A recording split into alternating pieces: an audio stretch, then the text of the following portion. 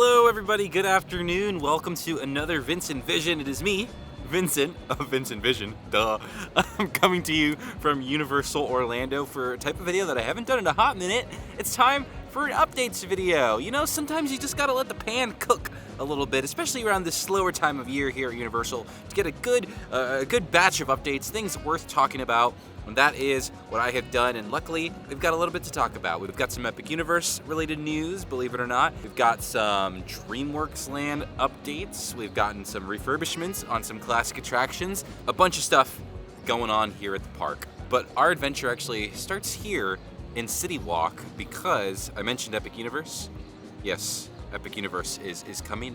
It is going to be next year, where it's great. We're all excited for it. Universal's excited for it as well. So much so that they're doing a couple things here in City Walk to get people excited for it. As of about like a week or so in the Universal Studios store, Universal has actually started selling Epic Universe merchandise here at the resort, which is very, very exciting. For a hot minute, you could only like kind of get it online, and they would put some out whenever they did their announcements of Celestial Park and How to Train Your Dragon. But now there is a dedicated little stand for some Epic Universe merch that we have seen already and some new stuff that we've yet to see. There are a couple things in here that I haven't seen before. They've got some Epic Universe lanyards, some new like spirit jerseys, but not really spirit jerseys. I would call them more like enthusiasm polos, you know, kind of like an off-brand spirit jersey type deal. They've got some new Epic Universe shirts. They've got a whole gaggle of How to Train Your Dragon Isle of Berk gear as well. It is very cool to see. It's very exciting to see. I gotta say though, there's not really anything out of this batch that has caught my eye just yet. It's very exciting to see. I wonder how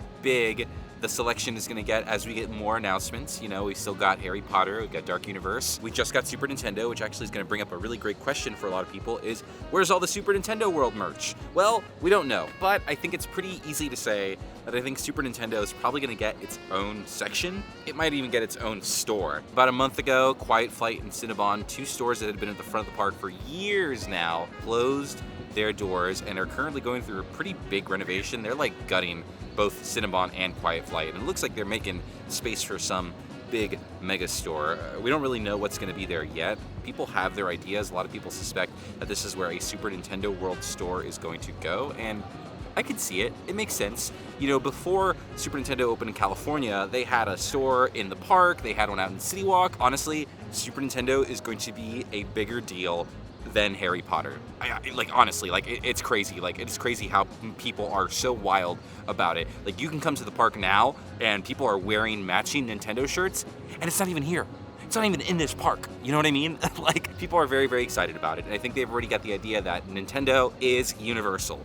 It makes sense that Nintendo merch gets its own store. I look forward to seeing that. Who knows when that's gonna open? Epic Universe is coming around the corner next year, so hopefully sooner than later. It'll be really, really exciting to see some Nintendo stuff here at Universal Orlando. But for now, you just gotta wait on some construction updates from me on those stores at the front, and you got a little small selection of Epic Universe stuff. Oh, and speaking of Epic Universe, there's an entire, the alleged preview center where the old Legacy store used to be is kind of getting some work done. There's not really anything to see. They have been adding some like framing on the top of the building. People think they're gonna do like LED screens or whatever, which would be pretty cool, and it would add a lot of much needed momentum to this area of the park, because this area, City Walk, really not that much going on. Or at least not like a lot of movement, you know? Have you ever seen Universal Studios Beijing City Walk? It is so pretty. So if we do a little bit of that and we get an Epic Universe preview center, oh, amazing. I'm still holding out though for that big model at this preview center, okay? We better have that, Universal. Please, if you're watching, think of me. Think about all of us, really. Watch out. So as I was heading into the park, I stumbled upon some new Halloween Horror Nights merchandise. There is another t-shirt out and about, and if you've seen the previous one, this is very, very similar. It is like the same Tony Hawk's Pro Skater punk rock vibes. It's definitely interesting for sure. I'm not 100% sold on this either. I sound like such a nag today. I don't like this, I don't like that. It's cool, but it's not for me. Though I will say, if they put out one more shirt like this, I am like almost 100% sure this is how like the theme of this year's Halloween Horror Nights is gonna be. And that could be good, that could be bad.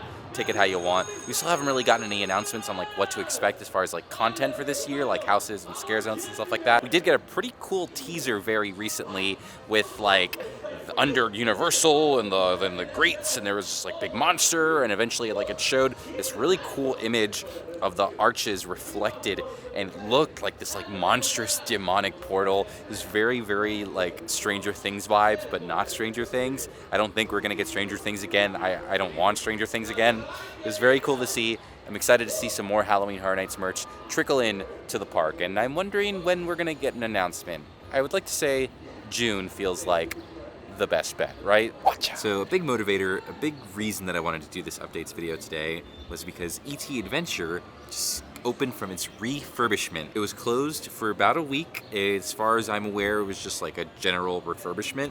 But there was one big change, and that was this wonderful sign that they now have right by the entrance to DreamWorks Land. There was a problem for a little bit where DreamWorks Land was getting built, and with all the construction walls, you couldn't like see E.T. And even with like Shrek's house being built where it is, you can't see the entrance to the ride. So it seems like they took this refurbishment as an opportunity to fix that problem, and now we have this very big, almost like national park style sign above the entrance to E.T. And honestly, it looks really, really nice. I don't think it's finished just yet. It still seems like there's some missing pieces, but it looks great. Also, it's really big. I don't know how it translates to video, but it is like gigantic in real life. So that is very, very cool. I did get to go on the ride as well to see if there were any like noticeable changes. I don't think anything like brand new was added to the ride. It seems like we got a lot of fresh coat of paint. Some of the animatronics are moving a little smoother. Like for example, like the astronauts in the queue. Overall, just a general touch-up. I think the big opportunity was being able to add the E.T. Adventure sign, which isn't finished yet. I'm excited to see the finished product, and I'm excited to see how it like blends into DreamWorks Land once they bring all the construction walls down. Which brings me to another point, DreamWorks Land. So they just recently did media previews for the brand new DreamWorks Land. So people got to go in there for the very first time and do videos, make vlogs about the land, and a lot of us got to see it for the very first time. And obviously I haven't seen it in person. I've only been able to go off of pictures and videos and things like that. I would say that the land, just off like my first impressions based off videos, is it looks very cute.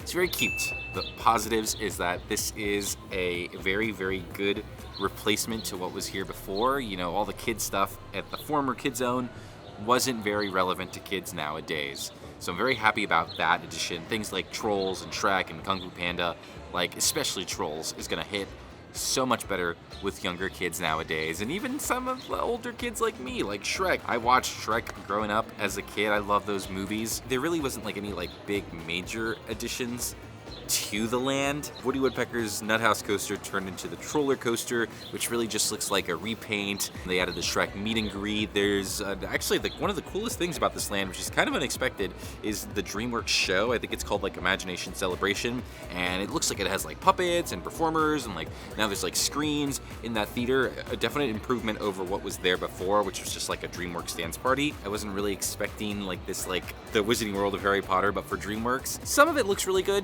and then some of it kind of looks a little flat. You know what I mean? It's got a lot of little cutouts and stuff like that, which I guess is fine for kids. And I'm just happy we have like a section of the park dedicated for small kids again, right? Because it'd been gone for a long time. And for like, I'm talking like little kids, okay? Because like Universal does still have a bit of a height problem. I think there needs to be more rides in general in both parks, and this is a good first step. Epic Universe seems to not have a lot of like taller height requirements for some of their big major rides, which is really cool. So it's kind of my rambling, my first initial thoughts on what we've seen about DreamWorks so far. But leave a comment down below and tell me what you've seen. What do you guys think about DreamWorks Land? Are you excited to see it? Do you think it's going to be a good kid area addition to the park? I'm curious to hear your thoughts, and I am very, very excited to see it in person whenever that is. Also, I was recording this in the back of the Kid Zone area, and I just realized that the umbrellas here make the shadows in the shape of a star. That's very cool. Watch out! Well, let me tell you, folks, it is getting very hot here at Universal Orlando. It's getting a little harder to just like run through these videos. You gotta take a break, okay? You gotta get into the shade, like this big umbrella that I'm under here at Lombard's Landing. There's a little spot here by the side of the restaurant. It's a really great place to kind of get out of the crowds and have some food, which is what I am doing now. I am trying to eat a little less junky in the park, you know what I mean? and trying to find like the slightly better options. Now, I'm not a salad guy, okay? I'm not quite there yet. I can do a Caesar salad, but anything more than that, it's like a challenge for me, I have to admit. But I can do a baked potato. Baked potatoes are good, right? I think. In Diagon Alley, there is a little green stand where they sell what they call jacket potatoes, known in other parts of the world as a baked potato. And this is it right here. This is a good old-fashioned broccoli and cheese jacket potato. I think this is a great little lunch option. It comes with some butter as well. I've got some water because you got to stay hydrated. I love this stand, and I would 100% recommend this potato as a nice, less junky lunch here at the parks, because your options in the immediate area are Richter's Burgers, Leaky Cauldron, which has some good food, but there's a lot of like fried stuff, you know, like bangers and mash and things like that. And Fast Food Boulevard, The Simpsons, the Clogger Burger. No thank you. Watch out. Oh my gosh. So, okay, this is the most chaotic I've seen this park in a very long time. Right now, a grad bash is going on, you know, like the event for like middle schoolers and high schoolers. They get to come into the park after hours. They all show up on like the second half of the day, and it's madness. It's just groups of 20 kids in matching t-shirts all running through the park. And the park isn't even closed to day guests yet, okay? They don't even have like control of the place yet. It's madness. For example, I've just been watching some girl just literally run up and down the street as I've been sitting here for the past minute or so. But anyway, I am here in the New York area of the park, and there is a pretty big update that I thought would be fun to talk about. We recently got announcements on 2 new exciting things coming to the parks.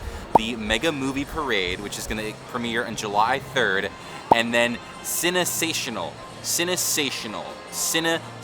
not Cinesensational like I thought it was called. It is the nighttime show. It is called Cinesational, okay? Remember that. That is expected to open on June 14th with DreamWorks Land, and they're getting ready for both of them here in the park.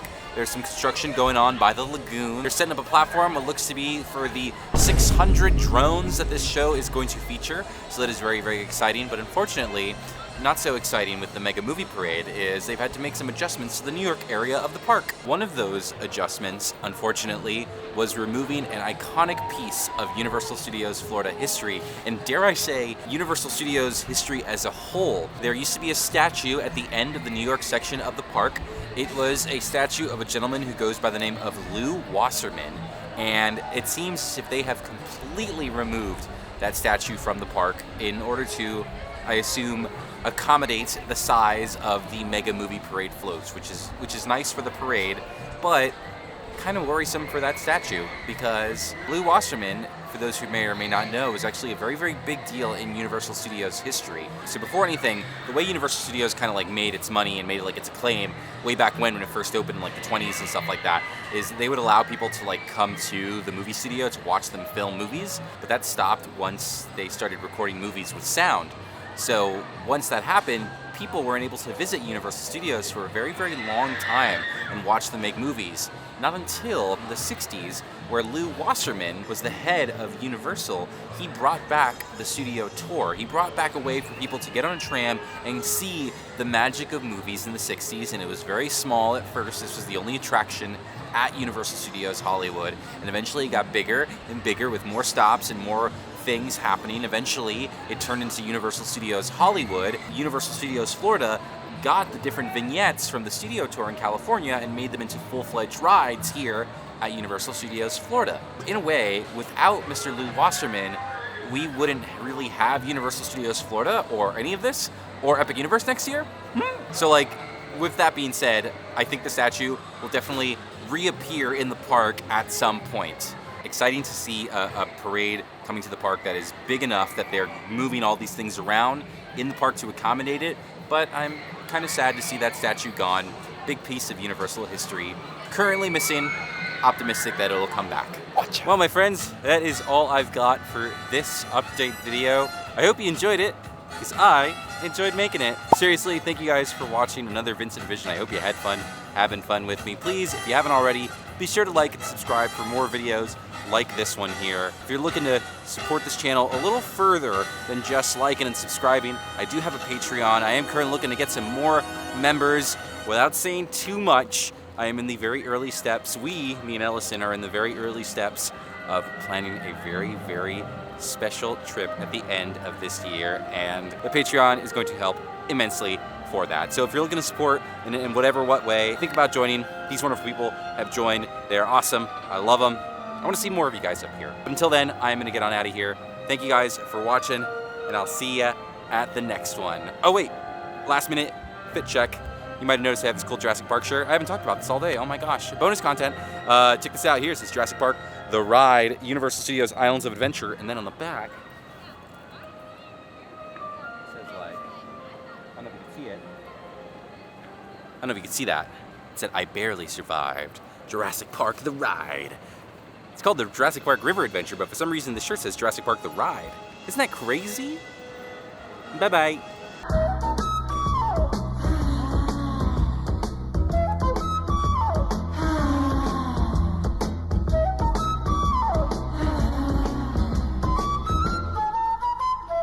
Taking the grave.